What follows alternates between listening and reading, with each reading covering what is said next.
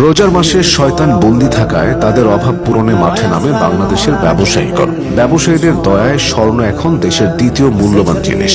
প্রথমে আছে লেবু। সুকান্ত ভট্টাচার্য বেঁচে থাকলে লিখতেন, পিপাসার রাজ্যে পৃথিবী গদ্যময়, লেবুর দাম যেন জ্বলন্ত আগ্নেয়গিরি।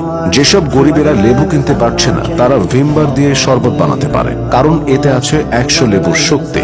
যদি দেখেন গুলশানের ভাবিদের গলায় লেবুর মালা ঝুলছে, একটুও অবাক হবেন না।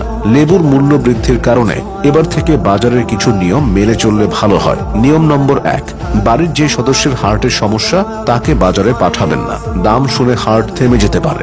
নিয়ম নম্বর 2, বাজার থেকে লেবু কিনে ফেরার পথে সিকিউরিটি গার্ড রাখবেন, মাঝপথে কি বিপদ আসে বলা যায় না। নিয়ম নম্বর 3, সবচেয়ে কার্যকরী উপায় হলো কালো পলিথিনের ব্যাগে লেবু আনা, এতে দুদকের নজর এড়াতে পারবেন। তাছাড়া আপনার টাকার উপর হিংসুক প্রতিবেশীদের নজর লাগা থেকেও বাঁচবেন। তবে যদি ফ্লেক্স করার ইচ্ছা থাকে তাহলে খালি হাতে লেবু নিয়ে ফিরতে পারেন।